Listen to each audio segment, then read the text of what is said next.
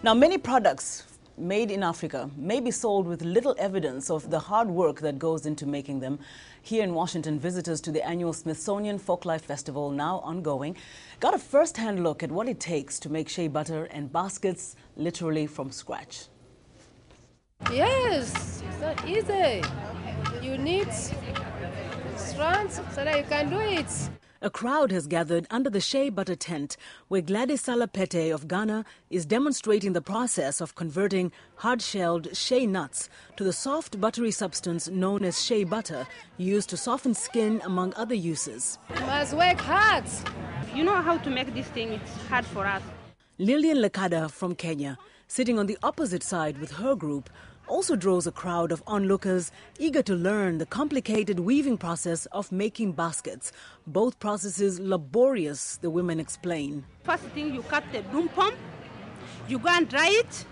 After dry it, you put in the hot water. After putting to the hot water, and then you put this thing. So you continue to weave it.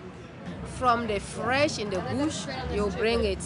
Today you boil, you dry it. 3 days. You can crack, remove it from the shells. Then from the shells, you dry it 3 days.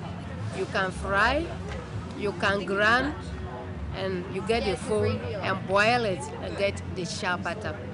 The women from Damongo in northern Ghana and the Samburu women from northern Kenya were invited by Peace Corps to share the culture and products of their countries at the 44th annual Smithsonian Folklife Festival in Washington. Rahama Wright, a former Peace Corps volunteer, established the first cooperative for women shea butter producers during her time in Mali. She founded her non-profit Shea Yeleen International in 2005 to help market the women's products.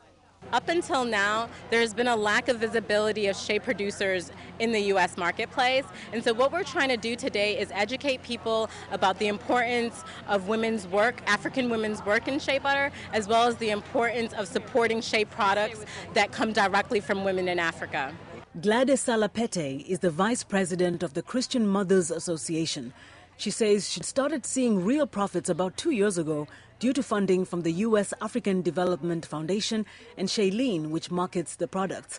She says she hopes her visit to Washington will help expand her business. So that's why we are here, so that we give our stories to people. That maybe some don't know how to use it. They see how we are doing it. They see how the shea butter is. They will like it. And that is where we get more markets in Ghana, so you can support Ghana women. Lillian Lekada says she and her group were inspired after seeing the profits an elderly woman was making from selling baskets. She's part of a 279-member basket weaving group of women called the Ngurunit Basket Weavers. She says though they can make money from basket weaving, their semi-nomadic pastoral lifestyle makes it a part-time activity. So as a woman of pastoralist, you have a lot of work to do.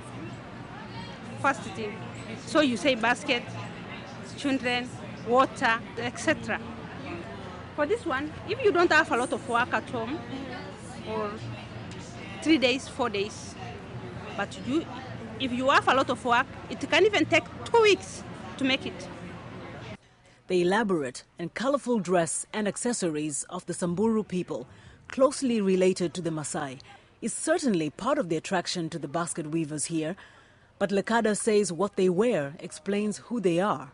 This is our culture, normal culture. Yeah, every woman of Samburu have it. Especially those who are traditional like me. This one, this one, and this one. Show that I am married. Okay. Yeah, all of us, we are married. The products being made by the Kenyan and Ghanaian women are all being sold by the Smithsonian at the festival. Rahama Wright says for shea butter, there are many choices. Natural handmade soaps, body butters, and body balms. Well, we're pleased now to have with us in the studio today Rahama Wright, founder of Shea Yeleen International, and Gladys Salapete, vice president of the Christian Mothers Association. We profiled them both in the story we just ran, and they're going to talk a little bit more about shea butter and how it has become a means of sustenance for a lot of women in Africa. So thank you so much, ladies, for being with us today. Thank you for having us. I want to start off with you, Rahama, in terms of why you felt it was so important that Gladys and her group be in Washington during this particular time. It's so important. Having the women here is essentially the personification of Shea Yeleen's mission. We're trying to bring visibility for shea producers.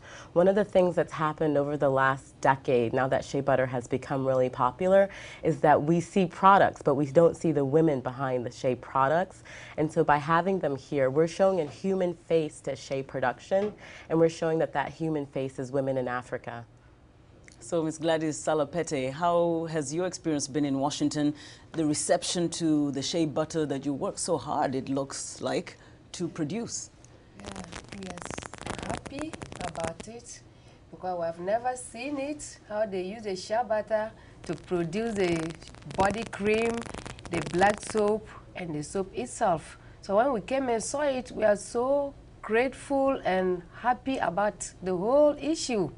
And you said that you were hoping that this will really try to boost the interest, expand the market. You want more people to be buying shea products so that it can continue helping you and your family and, of course, members of your organization. Yes, it's true, because if we don't share the stories, if you don't share the stories, what happens? If we don't process the shea butter to show you people and to share the stories with you people, we cannot get more market. But if we share it with you people, then we get more market, can help us.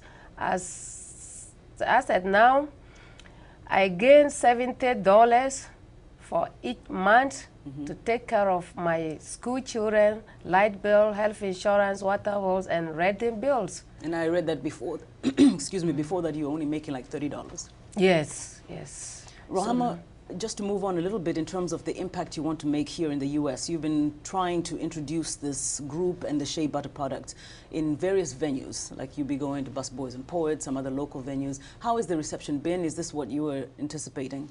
I could not have, in my wildest dreams, realized the participation, the positivity that we're receiving. Everyone is so interested. People who are attending the mall are very inquisitive. They don't Are they buying? They're buying. We're actually selling out of all of our products. Okay. And so the reception has been amazing. And we'll be having an event tomorrow at Busboys and Poets in Washington, D.C. to give people an opportunity to interact with the women. And the response has been extremely positive. I could not have imagined this. Well, that's good.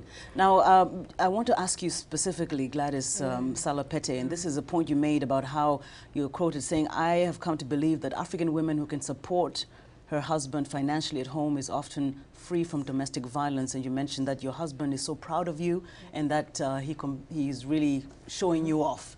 So you really believe that this is more than just making money. It's really a life-changing experience in terms of how families are run. Yes, it's true. Because in Ghana, it's not easy, because if you're in the house, that is what you just mentioned. If you don't have, am I going right way? Yes, yes. If you don't have, if you don't have anything to do in the house, ooh. So you think that it's been a source of a lot of conflict, finance? Yes, yes. And when a woman is able to contribute, then that is less. Yeah. You know, in Ghana, we have a lot of dropouts who couldn't make their schooling up. So, you know, you don't work, you don't do anything in the house, you have a lot of violence in the house. And we made, a lot of us, the dropouts, made our money because we got up and met our mother. That was their business. And the channels is there at north side, free. You go to the bush, you pick, nobody asks for it. And that is where you get your money for. So if you are doing that in the family, you are happy with your husband knows you get something for the family. Because you are not working. You won't sit, do this, buy me this, that, buy me this. He will not be happy. And that is why we are happy doing the shea butter, picking up channels and doing our shea butter. So that our family, we and our husbands, children will be happy. You are helping the money in the house. Now, Rahama, obviously, you're more than just in Ghana. You started off with your cooperative in Mali. Where else is Shea Butter operating, and which other groups in Africa is it helping? Yeah, Shea Butter is found in 16 African countries, and we work in Ghana, Mali, and Burkina Faso. And ultimately, what we want to be able to do is work in all countries. Okay. Because well, as we've got now another one country that's just been added to the list, South Sudan, and we wish you all the best. We're out of time, but I really wish you all the best, and thank you. Thank you. Well, and that is our show for today. Thank you so much for joining us today. Please be sure to join us again tomorrow. Good night.